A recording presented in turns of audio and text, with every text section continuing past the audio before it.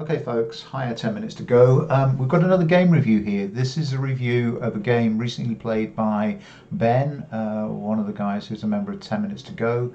It was a tournament game on OGS, and he was playing Jean-Luc, and he just pinged me a message saying, could I have a quick look at this game? Because he thought he should have won it, but in the end, I think Ben lost by a few points, under 10 points, but it was a close fight.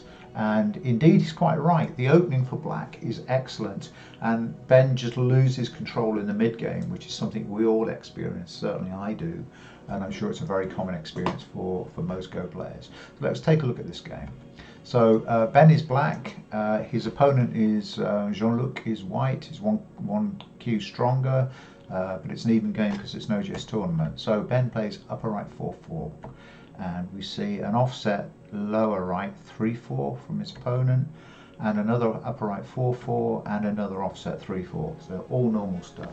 So Ben gets the first approach. Where does this come? It does a high approach to the 3-4. This is a Joseki who's studied. We expect this to see this, the attach, hane, drawback, connect, extend. It's a slightly high extension, slightly cheeky, because that still leaves this point open as an attack point for black, but that's what white has played, and black extends high. I might be tempted here, because this stone is high, that when I extend low. I think it's slightly safer, but it's a small point. It's neither here nor there. The high is fine, but it means you're up on the fourth line, and potentially that means that this area can be undermined because it's fourth. When you're down on the third line, your opponent can't get underneath you. Small point. Okay, where do we go next? It's white with Sente. So white comes in to start to break up this Moyo. And black plays identical Josekis here. So this is a two-space high pincer. This is quite a specific pincer, and only to be advised if you know the Josekis around it. If you're just thinking this might work, or I'm not sure what to do next, but it feels about right, that's fine too. But actually the two-space high pincer is a Joseki. So white dives into the corner. Black has now got to decide which way to block, and in this case black gives up the corner to white. So black descends here to split the white stone. This is where this stone is a little bit weaker, because it's not severe enough to put real pressure onto the white stone here. So if you're choosing this Joseki, if this is your intention, then pincering at h17 will be better. White comes out, black comes out, white hanes, black hanes, white connects, black connects. We expect to see all of this. And white doesn't jump. So when white doesn't jump, and by the white jump we expect to see white play here to complete that Joseki to prevent black turning at c15 and sealing white in. But white starts another one. Now there's a question here for you, Ben, about direction of play, because you've just come out of this Joseki with a very thick wall. Your position's very thick, it's unbreakable. You've got this stone behind it. And one of the mantras that we start repeating about thickness in Go is don't use thickness to make territory, use thickness to attack. So for me, let's just get rid of these, the direction of attack for you now should be to kick this stone. And this stone will come up, and then you come up. And now white has got to kind of make a base, and so you're using the wall here not to create territory, but to attack the white stones and make them run. Meanwhile, you're going to be making a lot of territory in this area. And it's really quite a subtle point, but this idea that when we first start to play Go, we see walls as a way of kind of building territory behind walls, but walls are points of attack. Try and think of them, that the wall is like an anvil, and if your opponent gets in between the anvil and your hammer, so the one stone, these stones are the hammer, and they're driving the white stones up against the wall, and they can only be smashed against that wall. That's what we're trying to talk about here, and I'll see if I can get you some more examples. Okay, so what happened in the game? And so this is something about the direction, because now what you're trying to do is you're trying to use that wall to make points here. And there aren't that many of them. There really aren't that many of them. If you're counting, if we count it off, we're kind of going 1, 2, 3, 4, 5, 6 by 3, 20 points. Well, I'm not sure it's worth the number of stones you've invested there. Okay, but it's a general principle, and we'll come back to that point. So you come here, white takes the corner, you separate again, white comes up, similar, in fact, identical Joseki to the other side.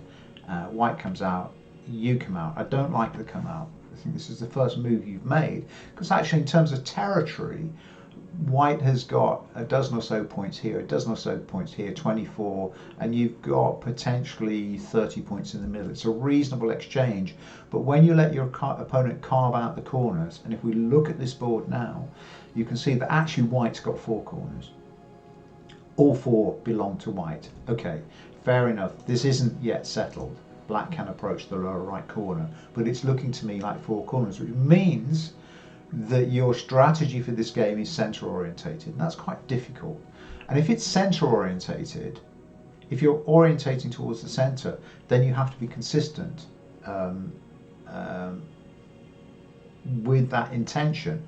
And this one is trying to knock out of play this stone here, and also kind of protect the territory on the top side. And I think this was the first mistake that I think is a little bit slack by you, because the press is the one that I would do, because the press is going to force white here, and then you come here, white here, white here, and now you're starting to do 2 things. One is you're starting to really build this territory and out into this direction like this, and it's consistent with that aim. White has got 4 corners. You've got no choice. You've got to go for the center territory. So that's what's going. So I think the first really slack move that I saw you play here was this one. So what does white do?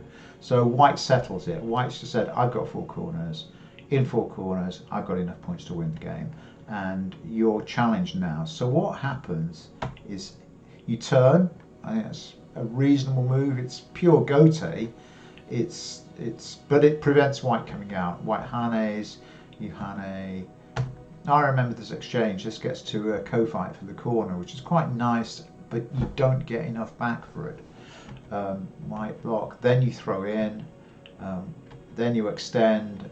I hope that you've looked at the Josekis around this and see how we live. White comes in, you come on the outside, white comes on this side, you Atari, white, and then you play the 4-4 point, and now it becomes co.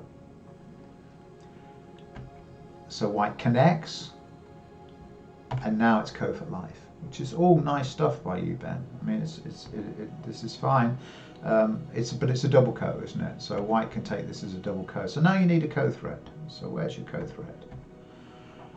It's pretty straightforward. It does the job. It's a co threat. And white answers, and then you don't come back.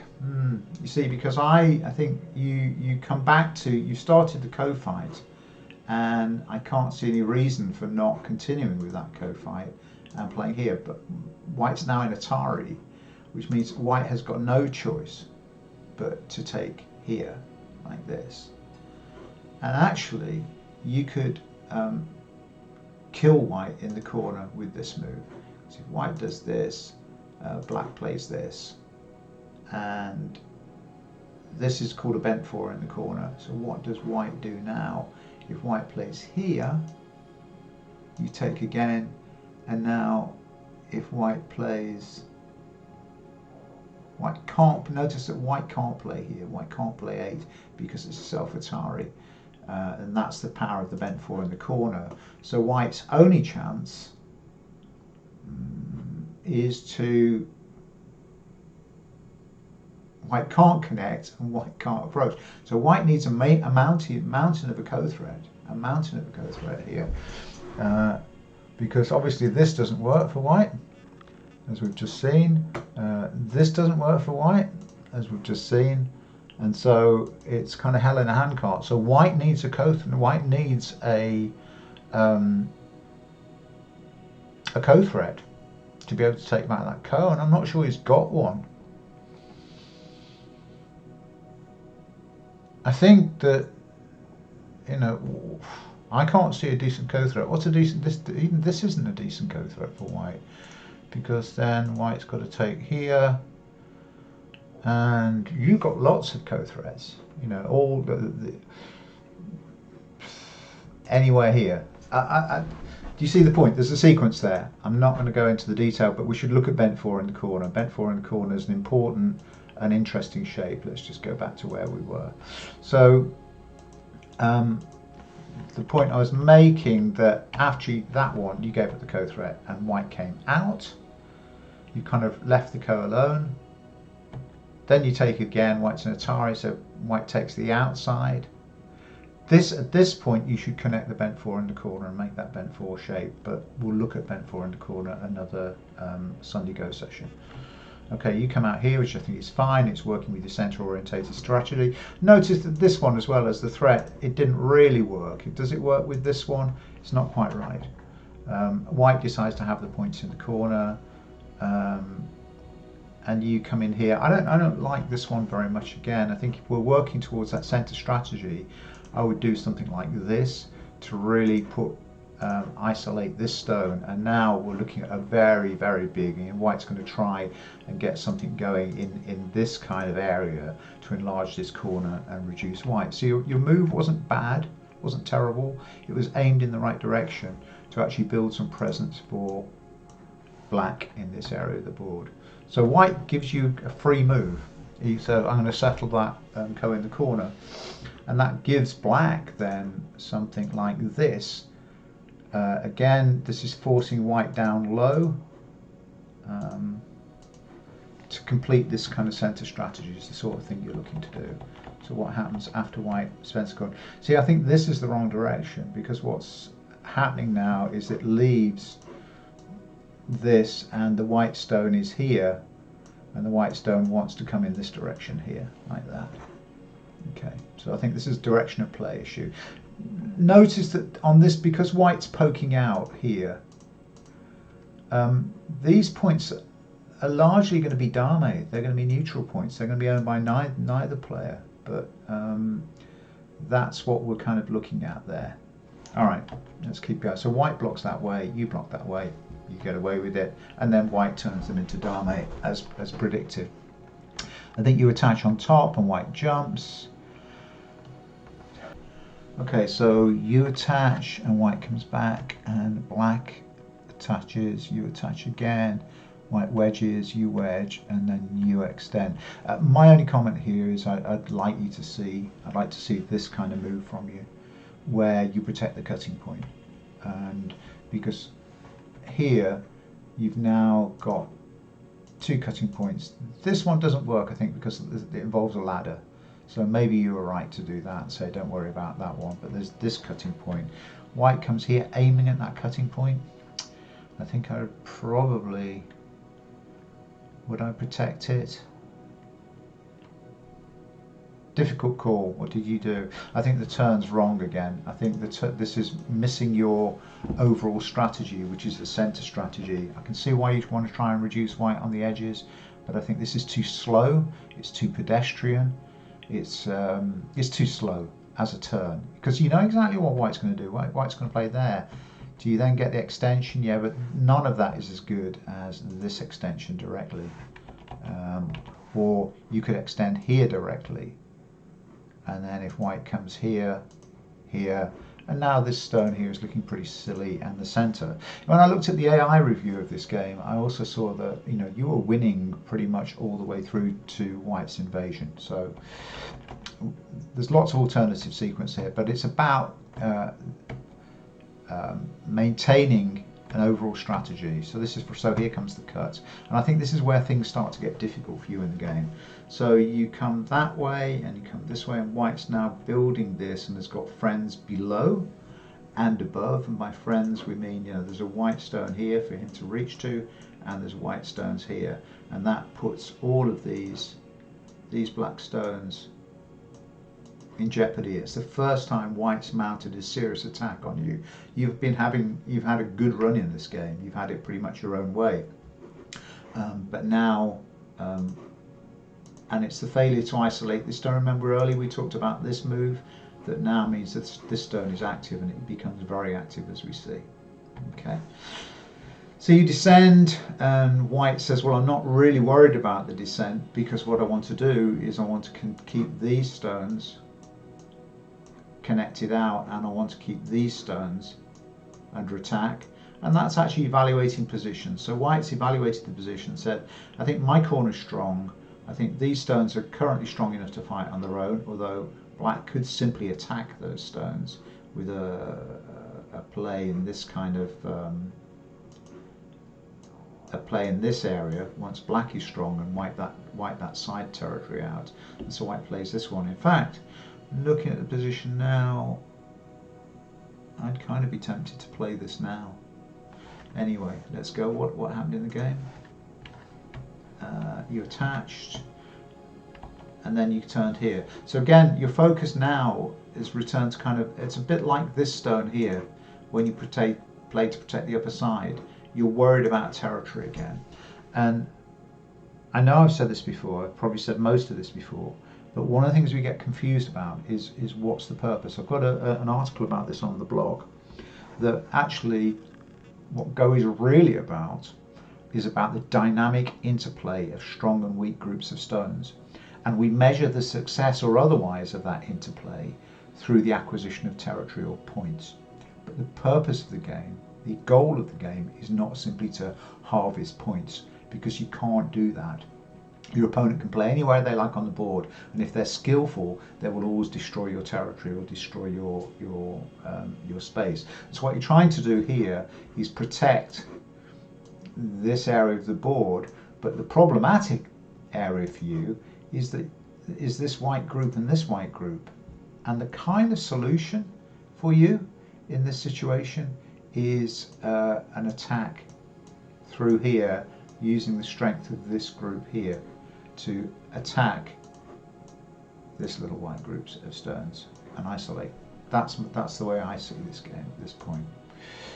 Okay, so white comes out, and white's getting strong in the center now. You've got to kill everything here, and this is how the game comes. So you play again to isolate protect the territory above. You're trying to protect that territory that you've invested so much in. But notice how weak these guys are getting. They've got no eyes, and they've got very little eye space with these moves.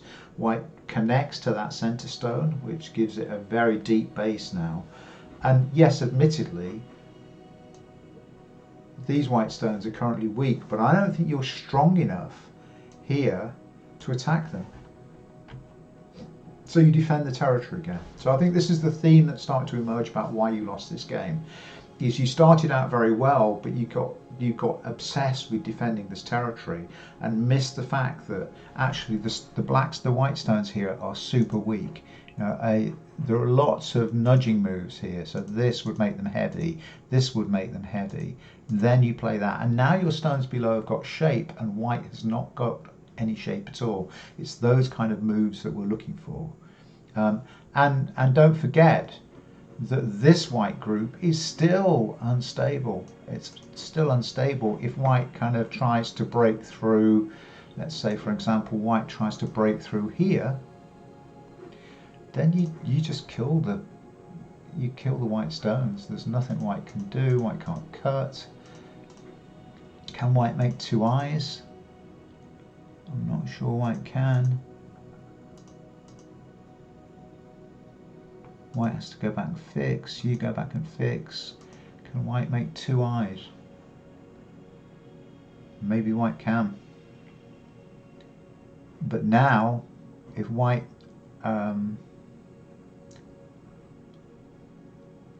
you've got this move now, and you could kill the corner. Sorry about the pop-up. So white has got this move now, and it looks to me like you could therefore kill the corner even if white manages to live. And so you've got some compensation in both directions. That kind of sequence. Again, I don't want to put too many variations in here, but it's about those principles of what's the main goal here, is putting your opponent's stones under attack. Okay, let's go. So you defend territory, and white said, well, I'm going to break territory. White's being very aggressive here. And white's being aggressive because he's secure, pretty secure. He thinks that actually he can turn and kill here. What do? You cut, but the cut doesn't work. You can't connect. So that's just poor reading. And that's just the wrong direction. If you're going to protect that territory, you've got to protect it there. White will probably ignore. You might start at the co, and then white will connect here. If you protect here, it gets very messy again. I think going back that direction's not quite right. White connects, you push out, and white's now got a live runner into your territory. Your only solution to this is to kill all of the white stones, but again, I think, as we've just said, I don't think you're strong enough here yet to kill the white stones, because if you've played that, if it were me as white, I'd play something like this right now to make sure that this white group on the right hand side is connected, and that means that these stones really are now under attack, all of them. Anyway, what did white do? White goes back to the co, you take the co, white takes the co on the outside, you connect. This was a slightly odd move, I think, by you. Maybe you're feeling a little bit panicked at this point, because this just simply enables white to connect everything together in that kind of way. And now you decide that you want to kill all of the white stones. Let's just go back to this move. I think here, if you'd have played black here, white here, black here, I think that just kills all of the white stones. Can't see that white has got a move here. Can white cut? No, because of this. No, because of this. It stops that invasion in its tracks. I think that was just a mistake. I'm not gonna. I think that was a mistake. That just gives white too much freedom. And actually, and now white starts to break back through. And starts a co. You get away with this. In fact, you get away with it. Okay, I can see what happened here. So you get that advantage, and now white's desperate to make some eyes, and I can see that you've now got bloodlust on you. You're going to kill everything. This is really quite a difficult thing to do.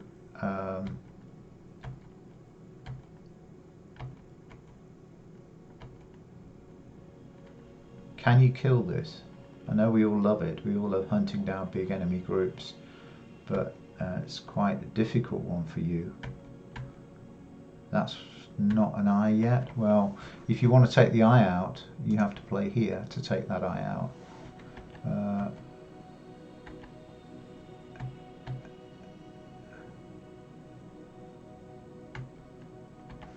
Yeah, this one would take that eye out, so that eye is now blinded. Can white make another eye? I'm not sure about this move. I think this one would take the eye out. What if white does this? You can take this eye out. White does this, you do this. Then there's a co-eye here. But it looks to me like you're getting a grip on white. These kind of attacks are quite difficult. White does this, you do this. You've got to stop these eyes. So white's now got one eye here. White's got a protected eye in this point, so that's one eye for white. You plumb here.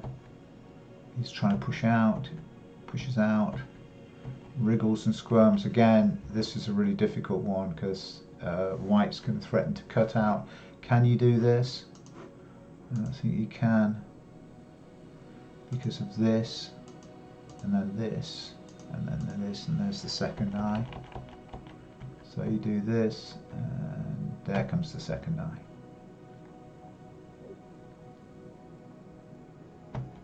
And then white's alive and all of your territory's gone. Not only is your territory gone, the only way back into the game for you now. What's the score at this point? Still ahead, black by 16, but I think the way to cap the game now for Yeah, so this is belt and braces. White's already got 2 eyes. Nothing else needs to be done. So I think the way back into the game after White plays this one will be to play this one and kill these fellas.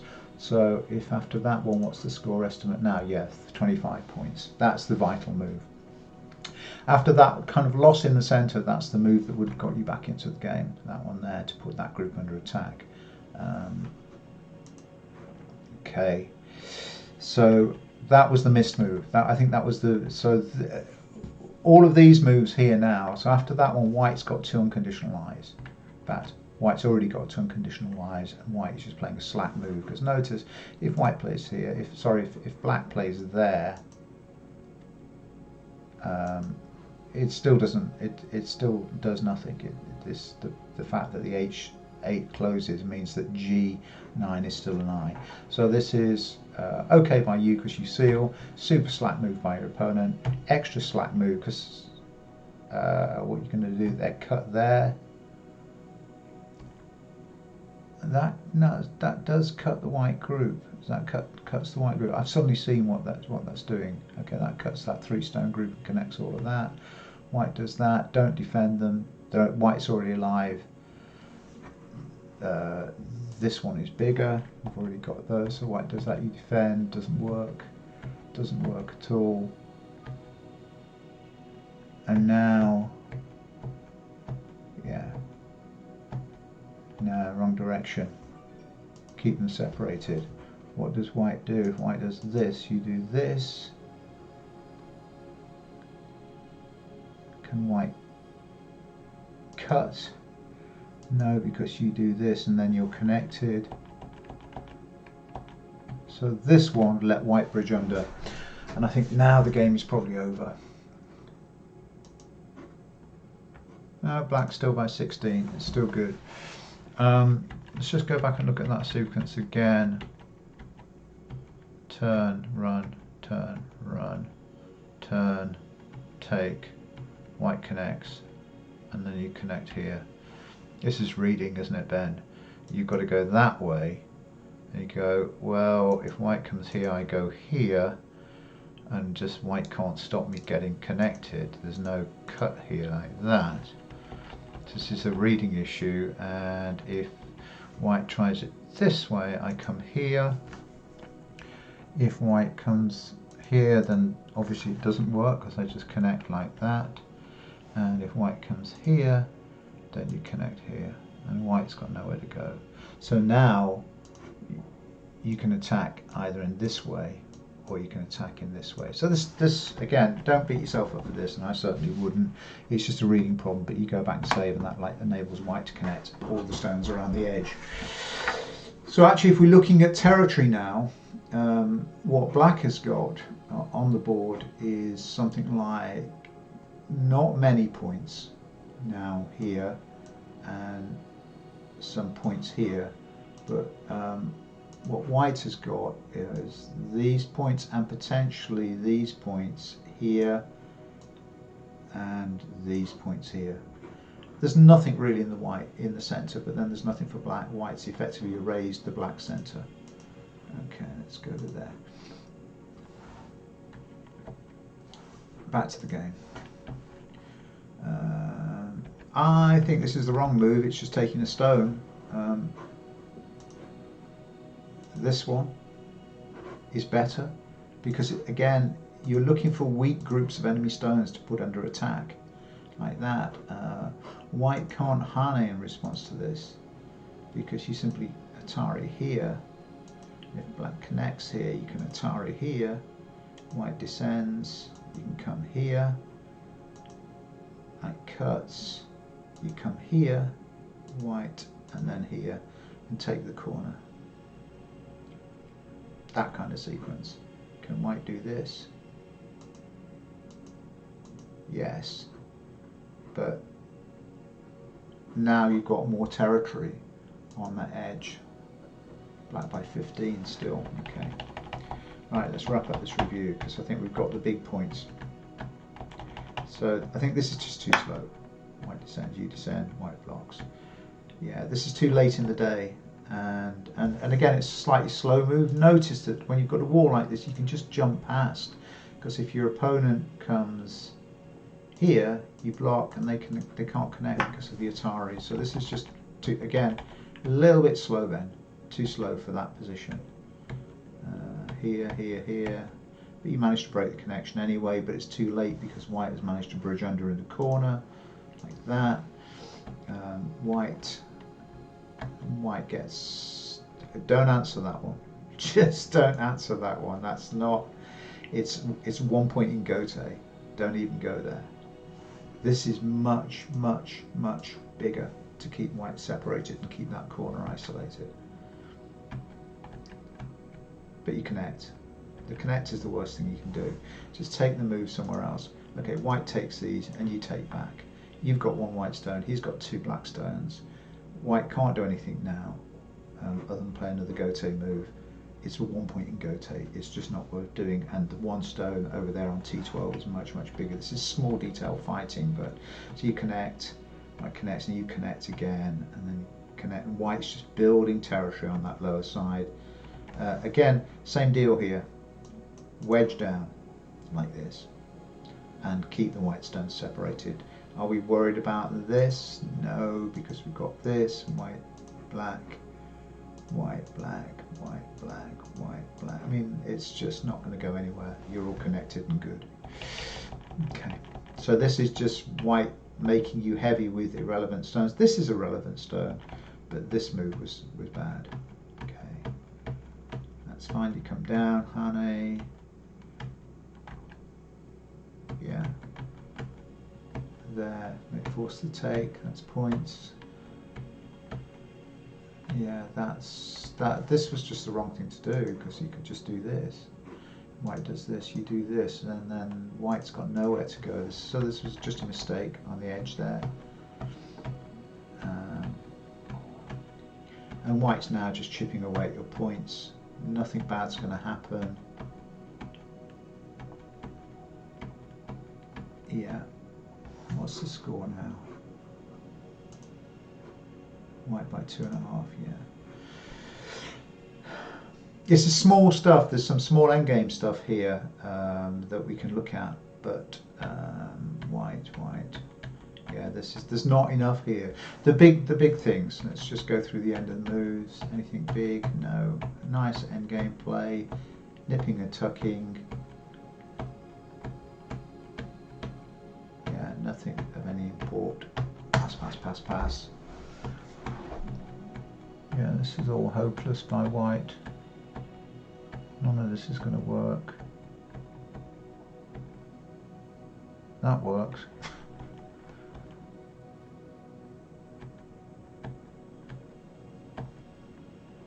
Yeah, that worked. So white played a better endgame than you, I think, in that respect. But if we look at the board now, what was the final score according to the estimator? It's white by 8.6, including Sente. So 2 points on the board. It was pretty close. But the big thing, as I say, is actually you started out with the centre. You gave up 4 corners to white, and white has got 4 corners. And so you focused on centre strategy, but failed to follow that through. Rather than closing the centre, you started to worry about territory. This invasion, the white invasion, and living in that area was clearly a disaster then, because it erased your centre territory. And I think you missed the opportunity to end the game quickly by killing here, or indeed attacking the corner. There was a nice double attack there. Okay. That'll do for now. I hope that helps, or I hope that's useful. Please come back to me with any comments. I may have missed things because that was a fairly fast review, or I may have talked nonsense in places, but I hope that gives you a useful insight into a medium high single-digit Q game. So thanks, guys. If that was interesting, if you like the way I explain the game, if you like the way I talk about Go, then please feel free to subscribe. Anyway, I'll see you for now. Bye.